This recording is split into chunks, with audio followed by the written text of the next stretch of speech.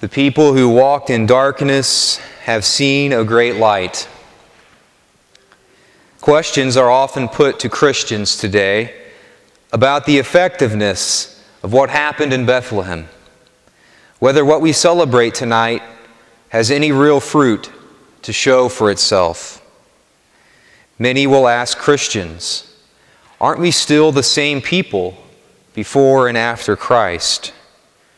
Aren't we still haunted by famine and war and violence and poverty and pride? Some people will even grant us the notion of sin, only to say that it doesn't look like Christ has done a whole lot about it. This line of questioning, whether one is Christian or not, is a display of the way that we look at history. We often assume that we know what life must have been like in all other times prior to our own. People today often subconsciously assume that they know what it was like to live 2,000 years ago, that they know what it was like to be a human being 2,000 or 3,000 years ago, when in fact we don't know what it was like. We don't have the slightest bit of personal data about what it was like to live without Christ or His church. We don't know, and just because the drama goes on seemingly unaltered to the skeptical eye, that does not mean that the story of humility and of humanity did not experience a seismic shift in Bethlehem.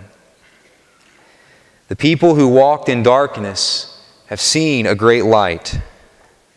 When we read the Scriptures, we see that darkness covered the land of our ancestors who inhabited that part of the timeline known as BC.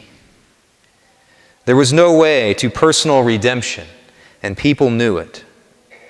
The Scriptures speak over and over again about how the Jewish nation could only retreat further and further into a slavish following of the law of their fathers.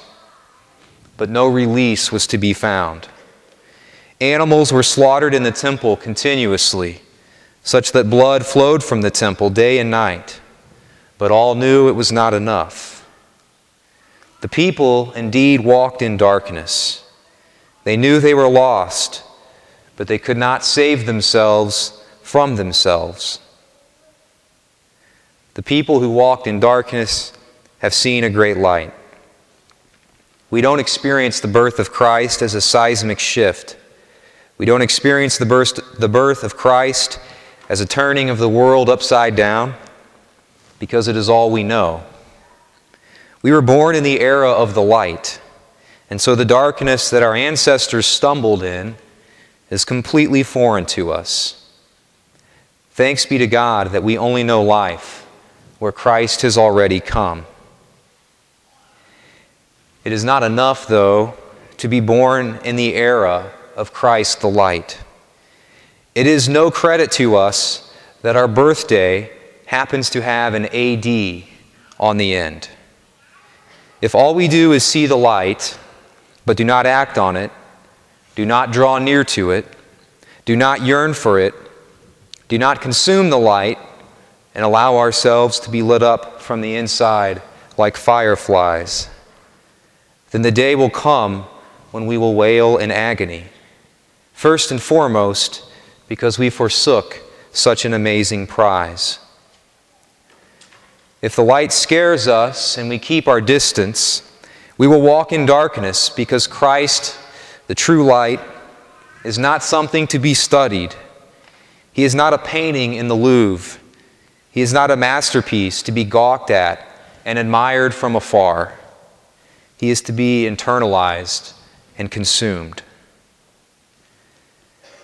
Now at this Mass, invisibly, but one day soon for all to see, the curtain of heaven will be drawn back, and the choirs will be heard again, saying, "Glory to God in the highest." Let us not gawk at Christ. Let us not study Christ from a distance, but invite Him into our lives this night and always.